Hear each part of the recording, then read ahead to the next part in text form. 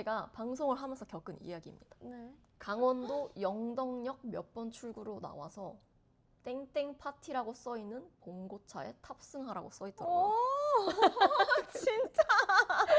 안녕하세요. 안녕하세요. 네, 안녕하십니까. 오늘 어떤 스토리를 가져오셨습니까? 가양역 실종 사건을 아십니까? 가양역이 어디에 있나요? 서울 강서구에 있는 역인데 같은 지역에서 5주 만에 연속 3명이 실종이 돼요. 실종이? 네. 2022년 9월 29일부터였고요.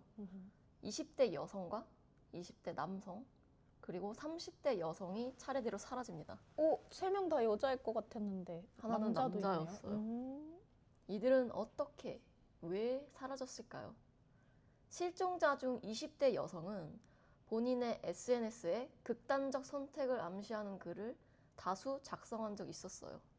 하지만 남성은 우울증도 없었고 주식이나 도박도 안 했으며 마지막 동선에서 여자친구와 통화를 했는데 그때도 전혀 이상한 점이 없었고 메시지 같은 거를 남기지도 않았다고 해요.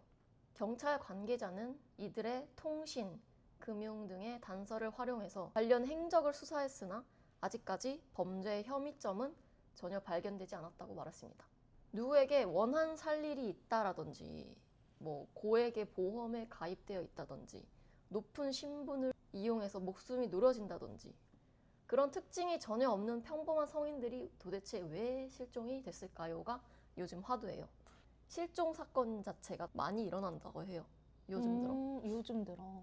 추측에 의하면 중국인들이 들어오기 시작하면서 좀 더 많이 발생한다. 네. 약간 이런 그런 민감한 루머들도 메시지가 있어요. 민감한 있군요. 메시지. 네네. 여성들은 아직까지 행방을 찾을 수 없는데 남성은 실종 지역에서부터 차로 1시간 거리인 강화도 갯벌에서 발견됩니다. 에? 그런데 하반신만 남은 시체로 말이죠. 하반신만 발견된 시체가 이 사건만은 아니었어요. 부산에서도 청바지를 입은 하반신이 바다에 떠 있는 걸 항만 작업자가 신고한 사례도 있습니다. 2018년 8월 부산 국제 여객터미널 앞 바다였는데요. 부패 정도가 심해서 성별을 구분할 수 없었습니다만 여성용 청바지는 원래 티가 좀 단번에 나잖아요. 네. 근데 그런 디자인이 아니니까 성별은 구분짓지 못하는 것 같고 저는 남자라고 조심스럽게 추측을 해봅니다. 요즘엔 근데 여자들도 워낙 배기 팬츠 같은 것도 많이 입고 그쵸? 저도 오늘 남자 바지를 입었는데 나쁘지 않게 맞거든요. 그래서 맞아, 여자였어도 남자 바지를 실제로 입을 수도 있지 않나. 그건 그래요. 약간 어려운 것 같아요. 근데 2018년이다 보니까 좀 옛날이긴 해요. 그리고 끝내 신원을 밝혀내진 못했어요. 그리고 최근에 이건 2025년이에요. 8월 30일 진짜 며칠 전이죠. 충남 태안군 안면읍 꼭지 해수욕장에서 또 하반신만 남은 사체가 발견됐습니다. 이때는 검은색 바지를 입은 채 부패가 심하게 진행돼서 뼈만 남았다고 하죠. 이렇게 하반신만 남은 시체가 나오는 걸 보니 인신매매. 이 사건을 두고 혹자는 인육 페스티벌까지도 생각을 하더라고요. 인육 페스티벌이요? 네. 축제예요, 진짜로? 네네네. 유명한 탐정분이 계세요.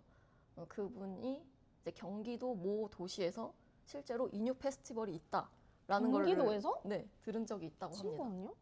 오원춘 사건 아시나요? 네. 한 여성의 몸을 뼈와 피하층과 근육층을 나눠서 356조각으로 자른 거죠, 이제. 그리고 검은 봉지 10개로 소분해서 쌓아뒀대요, 집 안에. 그리고 집 안에는 칼을 가는 숫돌 아시죠? 그게 다량 발견됐는데 사용 흔적이 상당했답니다. 그 여자를 소분하는 데에만 칼을 썼으면 그렇게 사용 흔적이 많이 나오진 않았겠죠. 뼈는 태워서 없앨 수 있는 소각 시설까지 갖추고 있었대요. 한 명을 죽인 게 아니네요. 네, 그쵸. 지동초등학교 옆에 1층에 집을 얻어서 그런 작업을 했고 1층이 또 이렇게 납치하기 좋은 조건이거든요. 그냥 그래요? 후다닥 바로 납치해서 바로 집어 넣으면 되니까 무겁지도 않고 그 근방에서 자그마치 150명의 실종자가 발생됐대요. 오원춘 때문에? 그런 거라고 추정은 하죠. 하지만 이게 시신을 발견을 한 거는 그 여자뿐이었어요. 다 소각했으니까 뭐 다 그- 잘라가지고. 그쵸? 그리고 뭐 먹었나? 그게 포인트예요. 어. 오원춘이 사람을 납치하는 과정에서 주변에 망을 보는 여자도 있었어요. 어. 그래서 팀으로 움직인다는 점. 그 여자는 오원춘이 납치를 시도하는 과정을 이렇게 보고 있었는데 태연하게 구경만 할 뿐 신고나 도망가려는 행동을 취하지 않았고 오원춘이 피해자를 집으로 데리고 들어간 후에도 한참이나 주변을 둘러봤으나 경찰이 그걸 동업자라고 의심하지 않아서 결국 행방을 놓치고 말았습니다. 그 여자는 그러면 아예 경찰한테 잡힌 적이 없는 거예요? 그쵸? 어. 아예 묘연해진 거예요. 너무 무섭다. 목격자로도 진술도 못 얻어낸 거죠. 어머 어머. 자, 오원춘 사건을 보고 토막난 시신을 인육으로 판매하려고 한 게 아니냐 이런 말을 검사가 직접 발언을 했었대요. 그리고 인육 페스티벌이 있다고 주장하는 탐정님의 관련 자료도 1년에 2번에서 많게는 5번, 6번까지 인육이 들어오는 시기가 있대요. 어.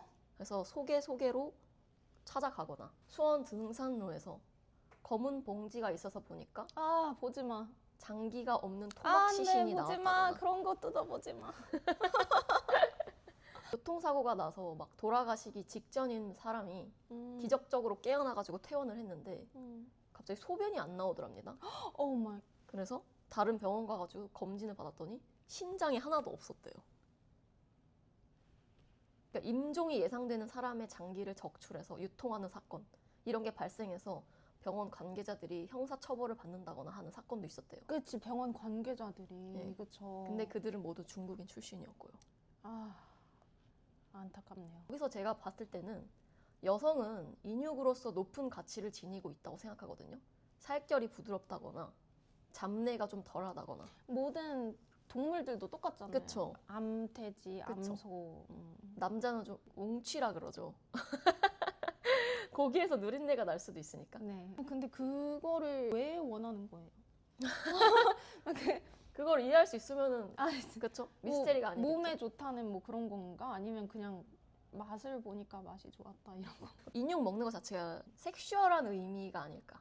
아, 변태 성향. 아, 약간 네. 페티시처럼. 아니면- 맞아요. 그런 그쵸, 사건 그쵸. 많아요. 그럴 것 같아요. 많아요. 뭐 사이비적인 의미가 있을 수도 있죠. 오케이. 아무튼 그래서 여성들은 거의 시체조차 발견이 잘 안 되는 않을까. 남자는 상반신만 먹고? 장기만 빼돌리고 오! 그러니까 하반신만 절단돼서 나오는 거죠. 그 영화 아저씨처럼 거기서 내가 제일 충격이었던 건 살해하고 적출을 하는 게 아니라 산채로 산채로. 그래야 가장 신선도가 높기 때문에 그래서 그렇구나. 직접 본 적은 없는데 그 탐정분이 3년을 거기서 취재를 했었대요. 근데 커뮤니티에 들어가는 것도 실패했고 직접적으로 잡아내는 건 실패했답니다. 그래서 아직도 미스테리예요. 제가 외국 사건을 많이 봤을 때는 뭐 이렇게 어떠한 커뮤니티가 있는 것도 알았고 근데 대부분 그게 페티시였거든요. 그러니까 그렇군요. 진짜로 막 살인보다는 이 여자의 엉덩이를 먹고 싶다. 막 이런? 20세가 넘은 성인은 연락이 두절돼도 처음에 가출로 추정해서 위치 추적 같은 걸 안 해줘요. 맞아요. 그래서 아동들은 반 정도 찾는데 이제 성인 실종은 거의 못 찾는다고 합니다. 제가 또 한국의 도시별 범죄율 통계 낸 걸 찾아봤더니 네. 보통 관광 명소처럼 외지인들의 통행이 많은 곳에서 범죄가 일어날 확률이 높대요. 명동, 제주도 제주도, 뭐 그런데 부산. 서울도 그렇고 댓글을 보니까 중국인 많은 순서 아님? 이런 식으로 추측이 저는 있겠는데. 아무 말을 하지 않았습니다. 하지만 최근 장기 밀매, 인육 페스티벌 등도 무비자 입국 중국인이 늘어난 걸 연관지어서 좀 추측을 하고 있다고는 해요. 또 실제 장기 매매 조직에 있던 사람이 썰을 올린 게 있었거든요. 약 100명 정도의 집단이었고 조선족 30명과 깡패 출신 그리고 살 곳 없는 일 없는 사람들로 구성되어 있었다 그래요. 홈리스. 각자 파트가 나눠져 있었는데 병원을 통해서 난자나 장기를 직접 거래하는 총무 그리고 청년 경찰. 총무는 경력이 긴 사람들만 했고 나머지는 대부분 납치 파트를 맡는데요. 납치 파트는 숙소 생활을 하는데 엄청나게 열악한 환경에서 잠을 때로 잤대요. 이렇게 따다다다다 이렇게. 그 청년 경찰이 그거 그대로 나와요. 납치 수법은 사장이 중국에서 큰 돈을 들여서 피우자마자 기절하는 담배를 들여온대요. 맞아. 그거를 뭐 여기저기 뿌리는데 기억에 남는 게 봉천동 PC방 후문에서 중고등학생들이 담배 피우는 곳에다가 그들이 많이 피는 마일드 세븐이나 말보로 레드 담배 꽉에 넣어서 뚜껑을 살짝 열어놓고 유인을 하는 거예요. 근처에 숨어서. 펜타닐 같은 게 아닐까? 그럴 수도 있겠다. 그쵸. 미끼를 문 학생들이 그거를 피면 기절하겠죠. 그럼 큰 보자기나 박스 안에 넣어서 차로 이송을 한다 그래요. 그리고 어차피 불량 학생들이었으니까 또 집 나갔다고 할 수도 있겠고. 그쵸. 가출 청소년이라고 생각하겠지. 돈은 윗사람들이 다 먹고 나머지는 가난한데 주로 신림, 신대방역, 영등포, 의정부, 마포 쪽에서 활동한다니까 조심하라고 친절하게 경고까지 하더라고요. 아, 매우 친절하시네요. 그러니까요. 네. 납치 수법도 다양한데 할머니가 도와달라면서 그래. 봉고차로 유인하는 경우. 맞아, 그런 거 썰 들었어요. 이건 실제로 영상도 돌아다니더라고요. 헐. 할머니가 이렇게 큰 모자를 쓰고 아무 말도 안 하고 정신병자인 척해요. 경찰이 와서 신문을 하니까. 하긴 뭐 할 말은 없겠지. 할 말 없겠지. 맞아. 또 고액 알바로 위장해서 유인을 한다든지 이 경우도 지금도 많이 발생하는 것 같아요. 맞아요. 그리고 동남아로 유인하는 경우도 많다고 들었어요. 맞아요. 주로 캄보디아. 예스. 그리고 예쁜 언니가 피팅 모델 해볼 생각 없냐면서 사무실로 유인을 하기도 한대요. 그래서 거기서 이렇게 기절시키는 거고. 옛날에는 이제 귀신 헬리콥터처럼 전단지를 좀 뿌리거나 귀신 헬리콥터가 뭐예요? 그 화장실에 귀신 헬리콥터라고 예? 붙어 있는 거예요. 조그만하게 명함이. 헬리콥터가 장기의 첫 글자를 딴 이름이래요. 뭐 허트, 뭐 리버 이런 것도. 또는 온라인으로 장기를 팔고자 하는 사람들의 직접 지원을 받기도 해요. 이렇게. 그런 경우는 장기 기증을 원하는 사람들의 친인척으로 문서를 위조해서 수술대에 눕는데 돈 받으려고 협조한 거지만 정작 살아나가지 못하는 사람이 태반이겠죠. 근데 저도 돌이켜보니 이런 걸 당할 수도 있었던 일이 있더라고요. 네. 이것도 추측이긴 하죠. 네. 제가 방송을 하면서 겪은 이야기입니다. 네. 어떤 시청자 한 분이 저에게 꾸준히 방문을 하시면서 하신 얘기예요. 충청남도 금산에 사시는 분이에요. 본인이 소개하기를 별의별 조리사 자격증이나 중장비 자격증 등등을 보유하고 계시는 약간 만능 맥가이버 같은 분이세요. 한때 중장비를 몰고자 어렵게 모은 돈으로 트럭 뭐 이런 그런 큰 걸 사려고 했는데 그게 엄청 비싸잖아요. 큰 차를 사려고 현금으로 가져갔는데 중고차 사기를 당한 거예요. 그렇게 전 재산을 날리고 현재는 작은 치킨집 장사를 한다고 하시더라고요. 잠깐만, 돈을 먼저 줬어요? 바보같이 당한 거죠. 그분이 본인 증명사진도 보내주셨는데 소위 말하는 깍두기 머리에 약간 누가 봐도 현상수배범이나 전과자처럼 생긴 그런 분이었어요. 키는 2m 27cm라고 말씀하시고 거인증은 아닌데 계속 키가 자라고 계신답니다. 그게 거인증 아니에요? 제가 맨날 그 거인증 맞는 것 같다고 하는데 제가 실물은 본 적 없지만 지속적으로 좀 겁을 주는 말씀을 많이 하세요. 뭐 너는 달려봤자 금방 잡힌다. 너의 세 걸음이 내 한 걸음이다. 잡히면 2층 높이로 던져주겠다. 하면서 저를 귀여워하시면서도 곧잘 놀리곤 하셨습니다. 그분이 한 파티에 와보라는 거예요. 그 파티에 대한 설명은 이렇습니다. 강원도 별장에서 개최되는 프라이빗한 파티입니다. 주최자는 한 여성분이래요. 그 여자분은 회장님이라고 부르는데 그분이 좀 기구한 가족 사연을 지녔더라고요. 가족들이 전부 탄 차가 교통사고가 났었는데 전부 돌아가시고 혼자만 살아남았대요.